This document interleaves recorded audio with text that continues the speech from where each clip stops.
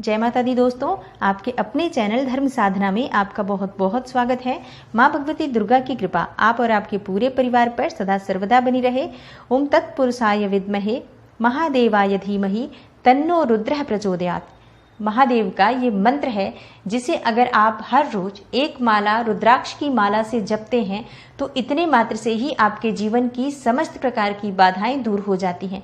किसी भी प्रकार की परेशानी से आप परेशान हो, मान लीजिए आप रोग से घिरे हुए, लंबे समय से आप बीमारी से परेशान हो, कर्ज से घिरे हो, या फिर आपके जीवन में धन का अभाव है, शत्रुओं से परेशान हो, मानसिक रूप से अशांत हो, कोई भी परेशानी आपके जीवन की हो और कोई भी आपकी विशेष मनोकामना हो, अगर आप इस मंत्र का हर रोज एक माला जप करते हैं तो आपके जीवन की समस्त परेशानियां दूर होती हैं और समस्त मनोकामनाएं भगवान भोलेनाथ पूर्ण कर देते हैं। दोस्तों, आज की वीडियो में मैं आपसे बात करने वाली हूँ वैशाख मास के शुक्ल पक्ष के प्रदोष व्रत के बारे में, त्रयोदशी तिथि के बारे में। व्रत हमें कब करना है, पूजा का शुभ मुहूर्त क्या होगा, व्रत और पूजा की विधि क्या है और आज हमें किस तरह से भगवान शिव और माता पार्वती की पूजा आराधना करनी चाहिए जिससे कि त्रयोदशी यानी कि प्रदोष के व्रत का पूर्ण फल आपको प्राप्त हो और जिस भी कामना से आप ये व्रत कर रहे हो वो आपकी कामना बहुत ही शीघ्र भगवान भोलेनाथ और माता पार्वती पूर्ण करें। इसके लिए आज विशेष रूप से हमें क्या करना चाहिए, तो वीडियो को पूरा ज़रूर देखिए क्योंकि आज मैं ये सारी बातें आपसे शेयर करने वाली हूँ। और अगर आपको आज की वीडियो अच्छी लगे तो इसे लाइक कर दीजिए और ज़्यादा से ज़्यादा इस वीडियो को अपने फैमिली फ्रेंड्स के साथ शेयर कीजिए। बात करें प्रदोष के व्रत के बारे में तो ये व्रत भगवान शिव को बहुत प्रिय है। जैसे एकादशी का व्रत भगवान श्री हरि विष्णु को बहुत प्रिय है, वैसे ही प्रदोष का व्रत भगवान भोलेनाथ को प्रसन्न करने का सर्वश्रेष्ठ उपाय माना जाता है।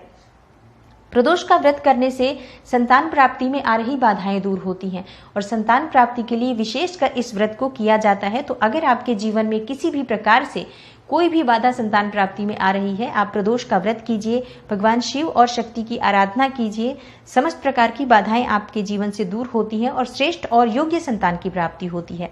वैवाहिक जीवन में कोई परेशानी आ रही है, दाम्पत्य जीवन में मधुरता नहीं है, आपको शिव शक्ति की आराधना आज जरूर करनी चाहिए। संभव हो तो व्रत करें, नहीं तो बिना व्रत के भी आप भगवान शिव और माता पार्वती की आज पूजा करेंगे तो आपके जीवन में मधुरता आती है। विवाह विलंबित हो रहा है, मतलब आपकी शादी में किसी भी प्रकार से कोई बाधा आ रही है, मनचाहा जीवन साथी चाहते हैं तो इस व्रत को करने से आपके जीवन साथी की जो समस्याएं हैं वो दूर होती हैं, शीघ्र विवाह भी होता है, दाम्पत्य जीवन भी सुखमय होता है। और अगर आप मनचाहा जीवन साथी चाहते हैं तो भी शिव शक्ति की आराधना से आपकी कामना पूर्ण होती है। रोगों से, शत्रुओं से, कर्ज से परेशान है, धन का अभाव है, मानसिक रूप से बहुत परेशान है, किसी भी प्रकार की ग्रह बाधा आपकी जन्म कुंडली में है जिसकी वजह से आपका जीवन बहुत परेशानी में है, आप भगवान शिव की पूजा कीजिए, आज के दिन उनकी आराधना कीजिए और प्रदोष का व्रत अगर संभव हो तो जरूर कीजिए। अगर व्रत नहीं करते हैं तो भी आज आप भगवान शिव और माता पार्वती की पूजा प्रदोष काल में करते हैं या फिर दिन में किसी भी समय, सुबह भी कर सकते हैं। आप शिव मंदिर जाके शिव की आराधना कीजिए, शिव का अभिषेक कीजिए, उनके पंचाक्षरी मंत्र का, महामृत्युंजय मंत्र का जाप कीजिए तो शीघ्र ही आपकी जो परेशानियां हैं वो दूर होती हैं। समस्त प्रकार की परेशानियों का, दुख दरिद्रता का अंत हो जाता है जब हम भगवान शिव की शरण में आ जाते हैं। और शिव की साधना करने वाले साधकों को कभी भी किसी भी प्रकार की बाधा नहीं होती है, उनके जीवन में सदैव भगवान भोलेनाथ की कृपा बनी रहती है उनके भक्तों के ऊपर। तो प्रदोष का व्रत बहुत श्रेष्ठ व्रत माना जाता है भगवान शिव की कृपा पाने का। जरूर आज के दिन हमें भगवान शिव की पूजा आराधना करनी चाहिए। बात करें कि प्रदोष व्रत की पूजा विधि क्या है। दोस्तों, प्रदोष व्रत अगर आप करना चाहते हैं तो प्रातःकाल जल्दी उठ जाइए और उठकर सबसे पहले जहां पर भी आप सोए हैं बिस्तर पर ही बैठकर भगवान शिव का अपने हृदय में स्मरण कीजिए और मन ही मन संकल्प लीजिए कि आज आप प्रदोष का व्रत शुरू करने जा रहे हैं, या प्रदोष का व्रत आप पहले से करते हैं तो भी आज आप प्रदोष व्रत कर रहे हैं, इस बात के लिए मन में संकल्प लीजिए। और इस तरह से आप सुबह उठते ही सबसे पहले भगवान शिव को याद करके संकल्प ले लेते हैं कि हे शिव जी, मैं आज आपका व्रत कर रहा हूँ। उसके बाद आप स्नान इत्यादि करके सबसे पहले स्वच्छ वस्त्र धारण करें। भगवान शिव की पूजा से पहले आप सूर्य देव को जल जरूर अर्पण करें। सूर्य को जल अर्पित करने के बाद भगवान शिव की पूजा आपको करनी है तो आप अपने घर के मंदिर में भी चाहें तो भगवान शिव की पूजा कर सकते हैं। अगर आपके पास शिवलिंग है तो शिवलिंग पर पूजा कर लीजिए, अभिषेक कर लीजिए। और शिवलिंग नहीं है तो भगवान शिव की जो प्रतिमा या फोटो आपके पास है शिव परिवार की, उसे आप स्थापित करके और भगवान शिव की पूजा कीजिए। आप चाहे तो अलग से चौकी लगाकर भगवान शिव की प्रतिमा स्थापित कर सकते हैं, नहीं तो आप अपने घर के मंदिर में ही जो मूर्ति स्थापित है आप वहां पर भी विधि विधान से भगवान शिव की पूजा करें। सबसे पहले शुद्ध घी का दीपक प्रज्वलित करें। व्रत का संकल्प लेना चाहिए, हाथ में जल लेकर, अक्षत और पुष्प लेकर कि आज आप व्रत करने जा रहे हैं। निर्जल या फलाहार जिस विधि से भी आप व्रत करना चाहते हैं संकल्प लीजिए। और आपकी कोई विशेष कामना है तो उस कामना को भी भगवान शिव के सामने कहिए कि इस कामना से आप ये व्रत कर रहे हैं। इसके बाद भगवान शिव को प्रिय वस्तुएं अर्पित कीजिए, जैसे कि आप भगवान शिव पर बेलपत्र अर्पित करें, धतूरा, अक्षत, फूल, धूप, दीप, जो भी आपके पास उपलब्ध सामग्री है इस समय में वो भगवान शिव को अर्पित कीजिए। मन से भगवान शिव की प्रार्थना कीजिए। पान, सुपारी, ये सब चीजें भी भगवान शिव को अर्पित की जाती हैं। तो जो भी आपके पास उपलब्धता हो उस हिसाब से इस समय में भगवान शिव की पूजा आराधना हमें करनी है, क्योंकि इस समय लॉकडाउन की स्थिति है तो हर जगह बाजार खुले नहीं है तो सामग्री नहीं उपलब्ध है। तो मानसिक रूप से भगवान शिव की आपको पूजा आराधना करनी चाहिए। शमी के पत्र मिल जाएं तो शमी के पत्र भगवान शिव पर अर्पित कीजिए, और शमी के पुष्प मिल जाएं तो शमी के पुष्प अर्पित करने से आपकी समस्त कामनाएं पूर्ण हो जाती हैं। जीवन में किसी भी प्रकार की आपकी कामना है, अगर आप भगवान शिव की पूजा करते समय पूजा के बाद आप भगवान शिव पर, शिवलिंग पर शमी के पुष्प अर्पित करते हैं तो आपके मन की हर इच्छा भगवान भोलेनाथ पूर्ण कर देते हैं, जीवन में आ रही समस्त बाधाएं दूर कर देते हैं।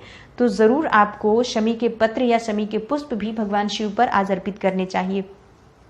भगवान शिव के मंत्र का जाप करें आप, जैसे ओम नमः शिवाय, ये पंचाक्षरी मंत्र है, इसे जप सकते हैं। ओम आशुतोषाय नमः, इस मंत्र का जाप करें। महामृत्युंजय मंत्र का जाप आप कर सकते हैं। शिव सहस्त्र नाम का पाठ करें, शिव चालीसा का पाठ करें। जो भी संभव हो, जितना भी आपके पास समय हो, भगवान शिव की पूजा आराधना में आज आपको अपना पूरा दिन बिताना है। इस तरह से आपको संकल्प लेना है। सुबह की पूजा के बाद आप पूरे दिन व्रत रहेंगे। व्रत आप चाहे तो निर्जल रख सकते हैं, चाहे तो फलाहार के साथ रख सकते हैं। ये व्रत वैसे शास्त्रों में नियम है कि इस व्रत को निर्जल ही करना चाहिए, पर अगर आपका शारीरिक रूप से स्वस्थ हैं आप, तभी आप निर्जल व्रत करें, नहीं तो आप फलाहार के साथ इस व्रत को रख सकते हैं। व्रत करने के बाद शाम के समय फिर से आपको प्रदोष काल में पूजा करनी है।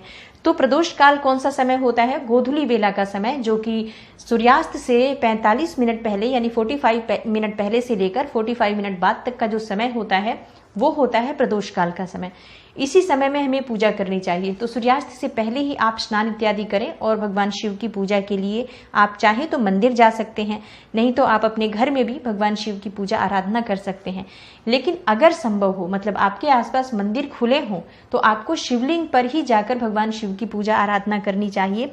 मंदिर जाकर भगवान शिव की पूजा करने का बहुत अधिक फल प्राप्त होता है। अगर ऐसा संभव नहीं हो तो अपने ही घर में शिवलिंग है तो शिवलिंग की पूजा कर लीजिए, और नहीं तो शिव जी की मूर्ति या चित्र स्थापित करके उसकी ही पूजा विधिवत करनी है आपको। भगवान शिव को धूप दीप नैवेद्य अर्पित करें। फलों का भोग लगा सकते हैं, खीर बनाकर खीर का भोग लगा सकते हैं। चावल की खीर भगवान शिव को बनाकर अगर आप अर्पित करते हैं तो इससे आपके जीवन में सुख, समृद्धि, सौभाग्य, धन की प्राप्ति होती है। और जिस भी कामना से ये व्रत कर रहे हैं, भगवान शिव को खीर अर्पित करने के बाद अगर आप अपनी कामना बोलते हैं, मतलब पूजा के बाद, तो बहुत ही शीघ्र आपकी कामना पूर्ण होती है। तो इस तरह से भगवान शिव की आप पूजा आराधना करें। आप चाहे तो आटे की पंजेरी बनाकर भी भगवान शिव को भोग लगा सकते हैं, या फिर आटे का हलवा बनाकर भी, गुड़ और आटे का हलवा बनाएं और वो भी भगवान शिव को भोग स्वरूप अर्पित कर सकते हैं। जो भी उपलब्धता आपके पास इस समय में है उस हिसाब से भगवान शिव की पूजा करें। जो सामग्री आपके पास उपलब्ध नहीं है उसे मानसिक रूप से जब आप भगवान शिव का ध्यान करते हैं तो ध्यान करते हुए भगवान शिव को वो सभी सामग्री आप अर्पित कर सकते हैं, और उसका भी बहुत अधिक पुण्य फल प्राप्त होता है। जैसे कि मैंने पिछली वीडियो में भी बताया है, मानसिक पूजा का सर्वश्रेष्ठ फल हमें प्राप्त होता है, ऐसा हमारे शास्त्र कहते हैं। तो जो सामग्री उपलब्ध नहीं है, मन में किसी भी प्रकार का संशय न रखें, मानसिक रूप से ध्यान करते हुए भगवान शिव की पूजा आराधना में सभी वस्तुएं आप अर्पित कर सकते हैं। अभिषेक भी कर सकते हैं, पुष्प भी अर्पित कर सकते हैं। जिस भी तरह से आप करना चाहते हैं पूजा मानसिक रूप से करिए। और शिवलिंग पर आप पंचामृत से अभिषेक करें। दूध, दही, घी, शहद, शक्कर मिलाकर अगर आप पंचामृत से अभिषेक करते हैं बहुत श्रेष्ठ होता है। सुख, समृद्धि और धन की प्राप्ति होती है, सौभाग्य की प्राप्ति होती है, सभी सुखों की प्राप्ति हो जाती है पंचामृत के अभिषेक से। तो संभव हो तो पंचामृत का अभिषेक करें, नहीं तो गाय का कच्चा दूध मिल जाता है तो उस दूध से आप अभिषेक करें। अगर ये भी उपलब्ध ना हो तो आप शुद्ध जल, गंगा जल, जो भी उपलब्ध हो, भगवान शिव को अभिषेक करें। अक्षत जरूर भगवान शिव पर अर्पित करना चाहिए। दोस्तों, अगर आप चाहते हैं कि आपके जीवन से समस्त प्रकार की बाधाएं दूर हो जाए, हर संकट दूर हो जाए, जिस भी परेशानी से इस वक्त आप सबसे ज्यादा परेशान हैं, उस परेशानी से आप मुक्ति चाहते हैं, तो भगवान शिव पर 3 मुट्ठी अक्षत अर्पित करना चाहिए। जब हम पूजा करते हैं, अभिषेक करते हैं, उसके बाद जब हम अक्षत अर्पित करते हैं तो थोड़ा सा चावल एक्स्ट्रा लेकर जाइए और शिवलिंग पर यह उपाय करना बहुत श्रेष्ठ माना जाता है। और उस मंदिर में जाकर आपको वो चावल यानी कि हाथ में मुट्ठी में भरकर, दाहिने हाथ की मुट्ठी में भरकर आपको ये अक्षत भगवान शिव पर अर्पित करना है। अपने मन की जो भी परेशानी है, इसे अर्पित करने के बाद भगवान शिव से कहिए, बहुत ही शीघ्र जीवन की समस्त बाधाएं दूर होती हैं इस उपाय को करने से। तो जरूर आपको अगर किसी परेशानी में है तो ये उपाय करना चाहिए और बहुत शीघ्र आपकी कोई भी कामना हो आप ये उपाय कर सकते हैं। सुख समृद्धि धन के लिए कर सकते हैं, या फिर आप कर्ज में फंसे हो तो कर्ज मुक्ति के लिए प्रार्थना करते हुए ये उपाय कर सकते हैं। आपके जीवन की समस्त बाधाएं दूर होती हैं, समस्त कामनाएं पूर्ण होती हैं। भगवान शिव की पूजा में आपको विधि विधान का ध्यान रखते हुए श्रद्धा पूर्वक सभी वस्तुएं अर्पित करनी चाहिए और नियम का पालन करना चाहिए। आज के दिन हमें किस तरह से व्रत रखना है दोस्तों, ये मैंने आपको बता दिया। और अब बात करते हैं कि प्रदोष का व्रत कब है। प्रदोष का व्रत सोमवार को है, जैसा मैंने पहले बताया। 24 मई को 3:38 से सुबह शुरू हो रही है ये तिथि और समाप्त हो रही है 25 मई की रात्रि में 12:11 पर। पूजा का शुभ समय क्या है? पूजा का शुभ समय होने वाला है शाम को 7:10 से लेकर रात 9:13 तक, 24 मई के दिन। तो सोमवार के दिन शाम को 7:10 से लेकर रात 9:13 तक का जो समय है प्रदोष काल का समय है और इस समय पूजा आराधना करें, भगवान शिव से प्रार्थना करें, आपकी समस्त कामनाएं पूर्ण होंगी। शाम को पूजा के बाद आप चाहे तो फलाहार ले सकते हैं, मतलब जल और फल ग्रहण कर सकते हैं। और कई लोग शाम के समय अन्न भी ग्रहण करते हैं, तो आप मीठा अन्न ग्रहण कर सकते हैं। इस व्रत में नमक नहीं खाना चाहिए, नमक इस व्रत में वर्जित माना गया है। तो आप मीठा भोजन कुछ भी खा सकते हैं। जैसे शाम को अगर भगवान के लिए आपने खीर स्वरूप भोग अर्पित किया है तो आप खीर का भी भोग खा सकते, प्रसाद स्वरूप ग्रहण कर सकते हैं। हलवे का भोग लगाया है तो उस हलवे में से प्रसाद स्वरूप ग्रहण कर सकते हैं। नमक के अलावा आप मीठे में कोई भी वस्तु ग्रहण कर सकते हैं। आप जिस तरह से उपलब्ध हो उस तरह से आप ये व्रत करें। और बहुत से लोग यानी बहुत से भक्त हैं जो शाम को भोजन बिल्कुल नहीं करते हैं, शाम को सिर्फ फलाहार करते हैं और अगले दिन भोजन करते हैं। तो आपने जिस तरह से इस व्रत की शुरुआत की है उसी तरह से आपको ये व्रत आगे करना होता है। आप इस बात का ध्यान रखें। दाम्पत्य जीवन में अगर आपके किसी भी प्रकार की परेशानी है, पति पत्नी के रिश्ते मधुर नहीं हैं, तो आपको चाहिए कि आप शाम को प्रदोष काल में जब भगवान शिव की पूजा कर रहे हैं, गुलाब के पुष्प भगवान शिव को अर्पित करें। शिवलिंग पर गुलाब के पुष्प अगर आप अर्पित करते हैं, ओम नमः शिवाय का जप करते हुए, भगवान शिव के पंचाक्षरी मंत्र का जप करते हुए, तो दाम्पत्य जीवन मधुर होता है, पति पत्नी के रिश्ते में मधुरता आती है। आंकड़े के पुष्प भगवान शिव को बहुत प्रिय है, मतलब सफेद पुष्प वैसे भी भगवान शिव को बहुत प्रिय है। और अगर उपलब्ध हो आपके पास तो आंकड़े का पुष्प भगवान शिव पर जरूर अर्पित करें। आंकड़े के पुष्प की अगर आप माला बनाकर भगवान शिव पर अर्पित करते हैं तो भगवान शिव की कृपा से आपकी समस्त प्रकार की कामनाएं पूर्ण होती हैं। और अगर इतना आंकड़े का फूल नहीं मिलता है कि आप माला बना पाए, जैसे 108 पुष्पों की माला बनानी होती है, मिल जाए तो बहुत अच्छी बात है। अगर नहीं मिलते हैं तो आप जितने भी पुष्प आपके पास आंकड़े के मिलते हैं आप उन्हें भगवान शिव पर, शिवलिंग पर अर्पित करें। हाथों में अंजलि बनाकर, जैसे दोनों हाथ एक साथ करके उसमें भर लें आप वो पुष्प और वो भगवान शिव पर अर्पित करें। और इसके साथ आपको मंत्र बोलना है, ओम नमः शिवाय, ओम नमः शिवाय। करते हैं तो आपके मन की समस्त इच्छाएं भगवान शिव पूर्ण करते हैं। उम्मीद करती हूँ ये सोम प्रदोष से जुड़ी हुई विशेष जानकारी आपके लिए लाभदायक जरूर होगी। वीडियो आपको अच्छी लगी हो तो लाइक करिए और ज़्यादा से ज़्यादा इस वीडियो को अपने फैमिली फ्रेंड्स के साथ शेयर भी कीजिए।